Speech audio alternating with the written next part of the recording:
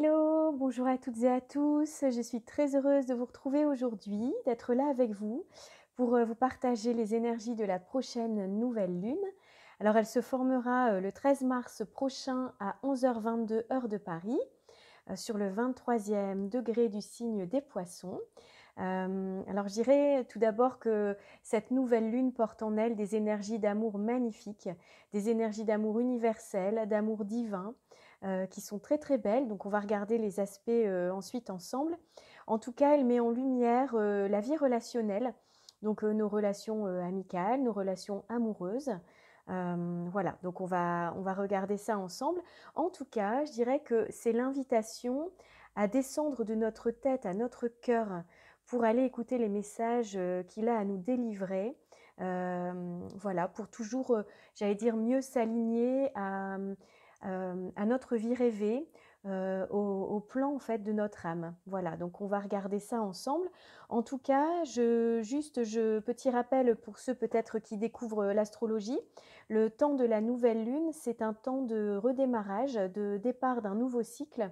Donc c'est le moment en tout cas de semer de nouvelles intentions, de nouvelles idées qu'on va vouloir déployer tout au long du cycle lunaire et avec un temps de récolte et de prise de conscience au moment de la pleine lune.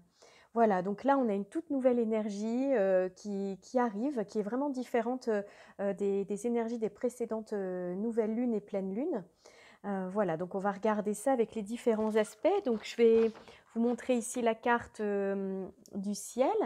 Alors, on voit donc ici en Poisson qu'on a donc la Lune et le Soleil qui sont conjoints, donc c'est la nouvelle Lune. Et ils sont conjoints donc à la planète Neptune et à Vénus. On voit que cet amas planétaire du coup en Poisson forme un très beau sextile ici en bleu à la planète Pluton qui se trouve à 26 degrés du signe du Capricorne.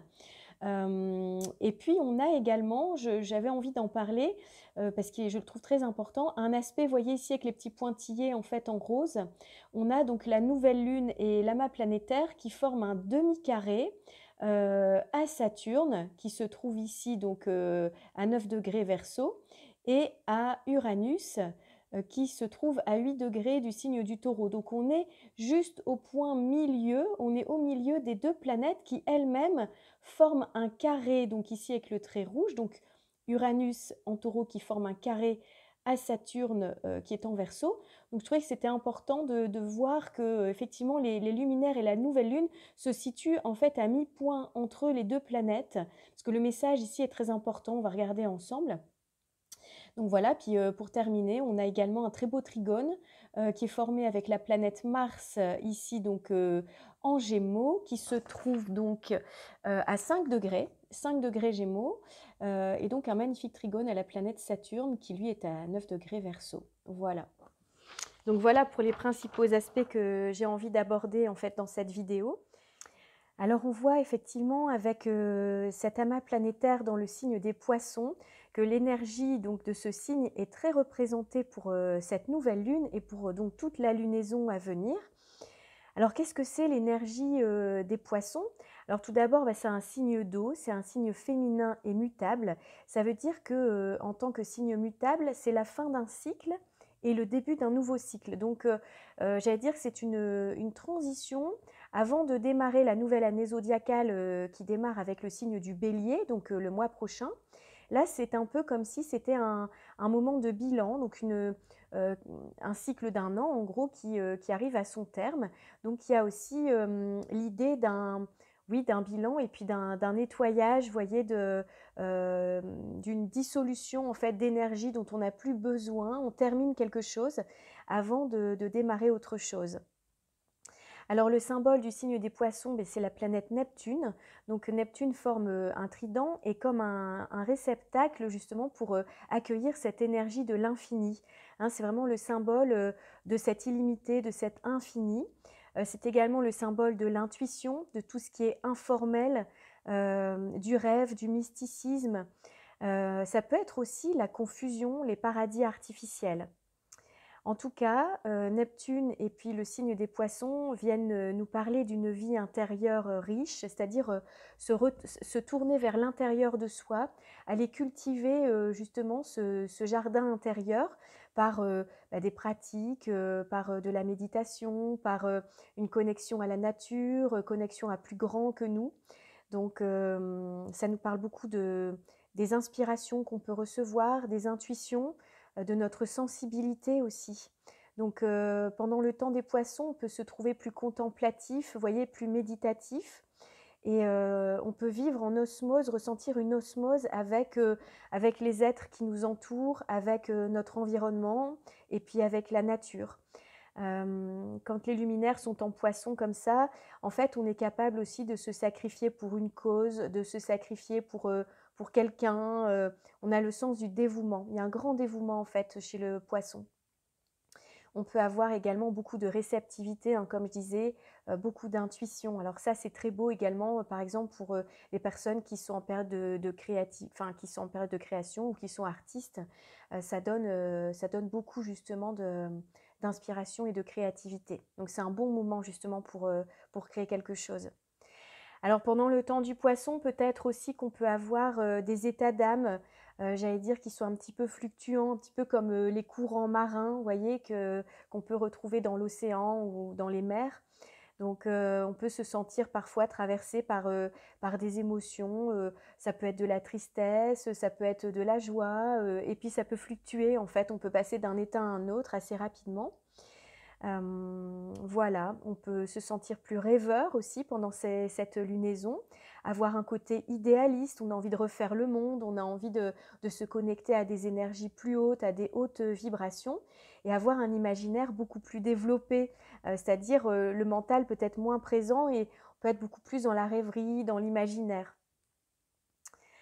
Alors dans les relations amoureuses ou amicales ou familiales, on peut parfois aussi avoir envie de fusionner avec l'autre, de ne faire qu'un. On peut avoir envie aussi on peut s'oublier en fait. Au profit de l'autre, de l'énergie de l'autre, on peut soit se sacrifier ou soit s'oublier. Ça, c'est aussi une possibilité. Et aussi quand on ressent de la souffrance, il arrive aussi aux poissons justement d'adopter une attitude de fuite. Donc c'est quelque chose qu'on peut ressentir aussi ça, l'envie de fuir peut-être par rapport à une situation. Voilà, en tout cas, pour les principales, idées, que je perçois avec cette lunaison, c'est qu'elle nous invite à développer donc l'amour de soi, de se connecter justement à ça et puis, développer l'amour de l'autre aussi, avoir un côté plus altruiste, avoir envie de se dévouer pour l'autre. Ça nous invite également à nous connecter, à la part sacrée en nous, au divin, donc peut-être, à plus de spiritualité, à notre part féminine à l'intérieur de nous, hein, qu'on soit homme ou femme. Et puis, ça peut nous donner l'envie également de méditer, vous voyez, de se relaxer, de se relier plus, comme je disais, à la nature, de se relier aux arbres, pourquoi pas de pratiquer des soins énergétiques ou d'en recevoir, voilà. S'intéresser en tout cas peut-être aux médecines alternatives, aux médecines douces. Donc voilà pour l'énergie des Poissons. Et je dirais que là, pour comprendre un petit peu le sens de l'évolution par rapport à la lunaison précédente, qui avait eu lieu donc dans le signe du Verseau, dont le maître est Uranus, et ensuite la dernière pleine lune qu'on a vécue donc, était très bien reliée à Uranus également en Trigone. C'est comme s'il y avait d'anciennes croyances, d'anciens modes de vie, ça peut être d'anciennes relations, un travail, une activité qu'on avait envie de renouveler, en fait, une part de notre vie qui avait besoin d'être renouvelée, rafraîchie, qu'on a pu ressentir ce renouveau justement arriver. Et puis là, je dirais que c'est au tour de Neptune maintenant de jouer son rôle, plutôt de recevoir de nouvelles intuitions avant de démarrer le nouveau cycle en bélier dont je parlais juste avant. C'est comme si on allait accueillir vraiment voyez, de nouvelles inspirations, des hautes vibrations pour aligner, en fait, pour s'aligner sur le plan de notre âme. Donc c'est très beau en fait, hein. Oui, c'est ce graphisme de Neptune, hein, vous voyez, comme cette coupe qui nous permet de recevoir justement ces hautes énergies. Et aller au-delà, si vous voulez, de cette dualité qu'on peut ressentir, entre le bien, le mal, et aller vers beaucoup plus d'unité, donc à la fois entre les uns et les autres et puis aussi à l'intérieur de nous. Alors, on va dire que cette connexion, cette conjonction des luminaires à Neptune, eh bien, ça nous apporte, une énergie douce. C'est le baume universel, hein, Neptune, donc ça va nous pousser, comme je disais, à nous relier beaucoup plus aux autres. On va avoir envie, de se connecter, les uns aux autres et puis de repousser les limites, de repousser, les barrières. Parce que c'est vrai que les poissons, c'est le signe de l'illimité, donc je pense que, tout ce qu'on peut vivre depuis un an comme limite, comme barrière, vous voyez, tous ces gestes barrières et tout ça, et ben, c'est peut-être justement le moment où on va avoir envie de vivre autre chose et puis de se rapprocher les uns les autres, d'être plus en osmose en fait. Donc voilà, alors c'est un temps avec cette connexion à Neptune où on aura certainement la possibilité de développer notre intuition, être plus à l'écoute, voyez, du monde subtil, du monde invisible, et puis des signes qu'on va pouvoir recevoir. Donc ça peut passer par des messages qu'on entend, par des numéros qu'on voit, par des heures miroirs. Enfin, il y a beaucoup de choses en fait qui peuvent nous apporter des messages, vous voyez, qui viennent du monde subtil pour nous faire prendre conscience de certaines choses et nous aider à avancer en fait et à faire des choix, parce qu'on est dans une période de tournant où effectivement on a des choix aussi à faire. Donc voilà. Alors, on va revenir après sur cette notion de choix. Et j'allais dire aussi que Neptune nous donne une très belle inspiration. Donc ça, je l'ai abordé un petit peu avant, mais ça dope en fait notre créativité. On est vraiment relié à des inspirations qui nous viennent de plus haut. On ne sait pas d'où ça vient. On a comme une idée géniale en fait qui arrive comme ça, ou une vision, une nouvelle vision des choses, hein, pour notre vie. Et, et c'est vrai qu'on va pouvoir justement profiter de ces belles énergies et les vivre en conscience pour créer quelque chose de nouveau. Alors l'énergie de Neptune et des poissons, c'est aussi la dissolution, donc parce qu'on arrive en fin de cycle, hein, comme je disais, donc ça peut être une grande vague de nettoyage aussi et de purification.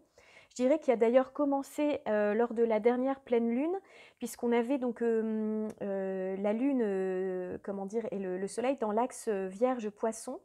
Et donc, on était déjà, si vous voulez, dans cette idée de tri, de nettoyage, comment dirais-je, d'avoir envie de purifier les choses, voilà, de laisser partir peut-être l'ancien. Et là, on est en plein dans cette énergie-là aussi, avec cette eau des poissons qui à la fois nous pose en osmose, nous rassemble, mais aussi c'est une eau qui peut balayer, qui peut nettoyer comme une grande vague en fait qui nettoie et qui dissout en fait ce qui nous sert plus, l'ancien. Donc voilà, on peut avoir, hein, comme je disais peut-être la dernière fois dans ma vidéo, des moments également où on peut ressentir peut-être une tristesse, hein, cette eau qui vient nettoyer, qui vient laver le cœur, et pendant ces états d'âme un petit peu fluctuants, où effectivement ça nous aide à transformer les choses.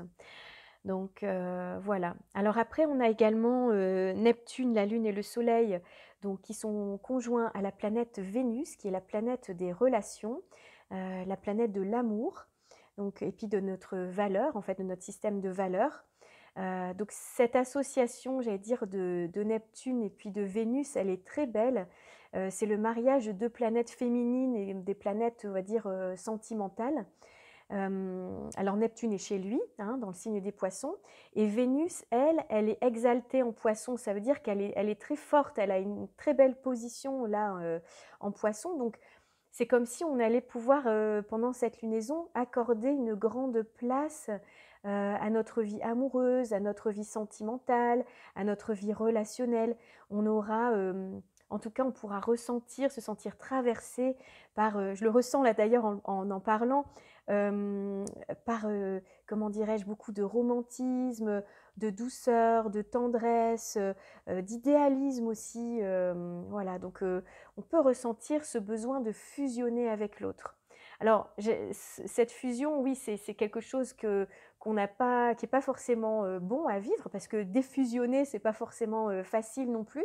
Mais en tout cas, c'est peut-être justement l'occasion d'apprendre à fusionner avec l'autre et à un moment donné, à défusionner, vous voyez, pour se retrouver soi-même et cultiver aussi l'amour de soi, hein, parce que c'est ça aussi, Neptune et Vénus, c'est aussi ça passe d'abord par, avant de pouvoir aimer l'autre, ben, c'est d'abord s'aimer soi-même et hem et s'offrir le meilleur, donc vouloir aller vers ses rêves, être à l'écoute justement des messages de son cœur, écouter ses intuitions pour être aligné, être heureux, être pleinement épanoui dans sa vie. Et à partir de ce moment-là, quand on réussit à fusionner, à ressentir ça en soi, eh bien, c'est possible de vivre de très belles relations justement avec l'autre, une très belle relation avec l'autre. Alors on peut prendre conscience aussi des liens d'âme entre nous, entre personnes, entre amis, entre amoureux. Donc c'est des liens visibles en fait qui, voilà, on va toucher ça en fait, vous voyez, tout ce qui est subtil. En tout cas, ça pousse, j'allais dire, à l'élévation des vibrations dans les relations, ça nous pousse vers quelque chose de très haut, de très beau. On a envie de vivre ça, on est attiré par ça. Alors, donc cet amas planétaire, Lune, Soleil, Vénus, Neptune, forme un très beau sextile à la planète Pluton qui se trouve donc, à 26° du signe du Capricorne et donc ce sextile, c'est un très bel aspect harmonique qui va aider à transformer ce qui doit l'être, hein. On parlait de dissolution aussi, de transformation. Donc là, Pluton va aider à passer d'une forme à une autre, donc à se débarrasser donc de l'ancien, à rester donc centré sur l'essentiel. J'allais dire, ça va nous aider encore plus à écouter le message de notre cœur et à élever notre âme. Et puis à donner plus de place, j'allais dire, à l'être qu'à l'avoir, hein. On est vraiment là sur ces questions de l'être, de la subtilité, du ressenti, de notre sensibilité. Donc Pluton va aider à ça. Alors après, donc y a l'aspect également que je voulais aborder. Alors j'en ai déjà parlé, puis bon, vous avez certainement entendu parler de cet aspect déjà de nombreuses fois si vous vous intéressez donc à l'astrologie. Le carré entre Uranus et Saturne, donc c'est un carré qu'on va pouvoir vivre donc tout au long de cette année.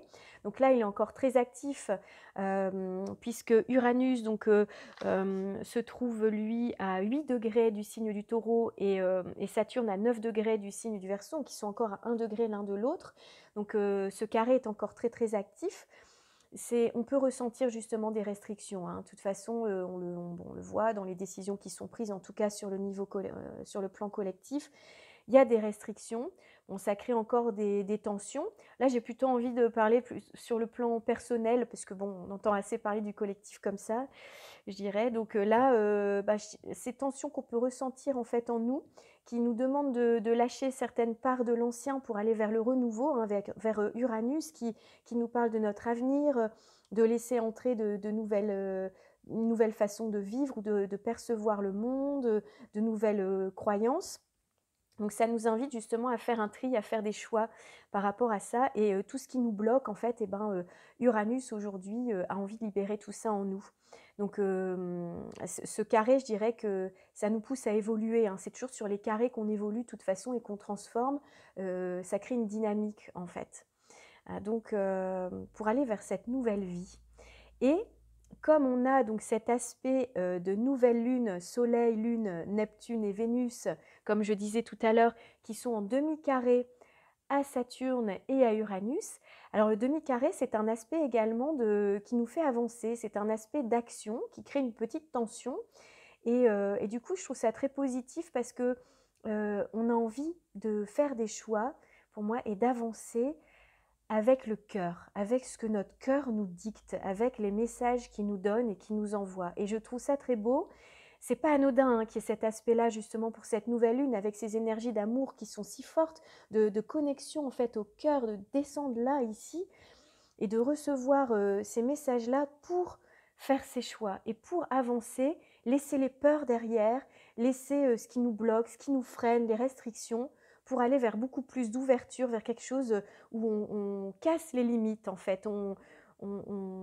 Ouais, c'est ça, on intègre le nouveau et avec le message de notre cœur. Voilà, donc et puis pour terminer, j'avais envie donc de parler de la planète Mars qui vient de transiter dans le signe des Gémeaux. Donc il était en Taureau là jusqu'au 4 mars et depuis le 5 mars, l'énergie a changé. donc jusqu'au 23 avril en fait, hein, Mars va transiter le signe des Gémeaux. Alors donc c'est une planète de feu qui se trouve en signe d'air. Donc j'allais dire c'est comme si c'était une étincelle pour démarrer de nouvelles actions. Donc ça va nous aider à comment dire à avancer, à ressentir plus de joie, à avoir de l'ingéniosité, hein, parce que c'est l'ingéniosité aussi en Gémeaux, avoir envie de s'amuser, avoir envie d'avoir plein d'activités en même temps. Alors attention justement de pas trop s'éparpiller, parce que c'est vrai qu'il y a un côté justement en Gémeaux on peut s'éparpiller, mais c'est l'idée d'aller vers du nouveau, des nouvelles rencontres, des nouveaux apprentissages. On a envie de s'ouvrir, on a envie de faire plein de choses en même temps. On peut agir assez rapidement. On a une grande curiosité en tout cas. Et puis, c'est l'alliance de l'action et de l'intelligence donc avec le Gémeaux. Ça, voilà, ça ouvre un champ des possibles qui est très intéressant. Et surtout que Mars, là, forme un beau trigone à la planète Saturne. Donc tout ce qu'on va pouvoir démarrer, mettre en œuvre comme nouveau projet, eh bien, y a de grandes chances que ça soit stable et que ça s'inscrive dans le temps, que ce soit quelque chose qui dure, en fait, qui perdure dans le futur. Et puis, voilà, ça nous donne beaucoup de persévérance dans l'action, de la ténacité, hein, avec le trigone à Saturne. Voilà, donc bon, on a de très très belles énergies là pour cette lunaison. Voilà ce que je voulais partager avec vous. Donc, pour ceux qui le souhaitent, bah, j'avais envie de vous lire un petit passage comme j'aime bien faire du livre Gardienne de la Lune. Vous verrez que c'est assez parlant. J'ai regardé un petit peu avant de démarrer ma vidéo. Voilà. Alors donc ici, vous voyez, on nous parle d'intuition.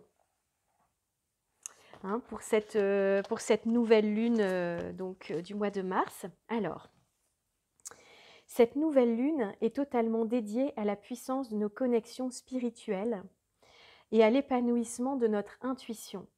Servons-nous donc de cette ouverture vers notre monde intérieur pour poser nos intentions de renouveau en étant attentifs aux signes qui nous seront envoyés avant, pendant et après cette nouvelle lune.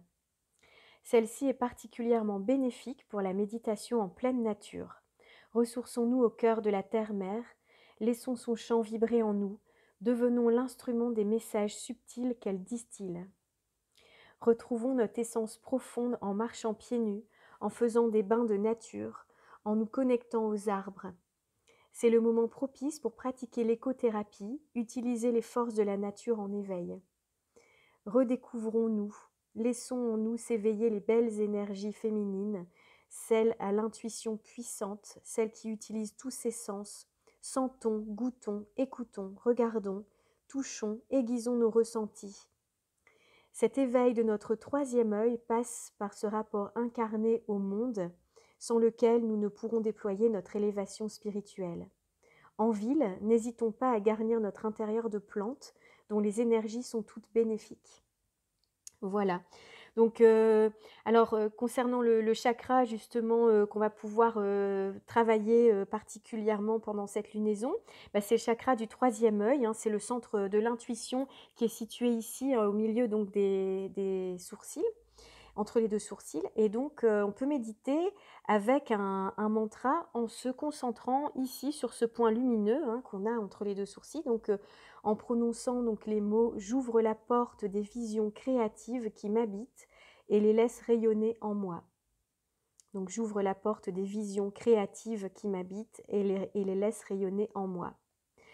Donc, l'intention qu'on peut poser également, c'est « Je développe mon intuition au contact de la nature pour le renouveau de mon être ». Je trouve ça très beau. C'est même quelque chose, c'est une phrase un mantra qu'on peut prononcer le matin au réveil, hein, chaque jour. Je développe mon intuition au contact de la nature pour le renouveau de mon être. Voilà. Bon, je vous souhaite une magnifique lunaison, une très belle nouvelle lune. Je vous remercie infiniment d'être là, d'être à l'écoute et puis également de me partager vos commentaires, vos ressentis à la fois sur la vidéo puis peut-être sur ce que vous traversez dans votre vie actuellement. Et je suis là si vous avez des questions par rapport à ce que j'ai partagé dans cette vidéo. Merci pour vos likes, vos partages et je vous souhaite le meilleur, je vous envoie plein de lumière. Je vous embrasse. À bientôt. Au revoir.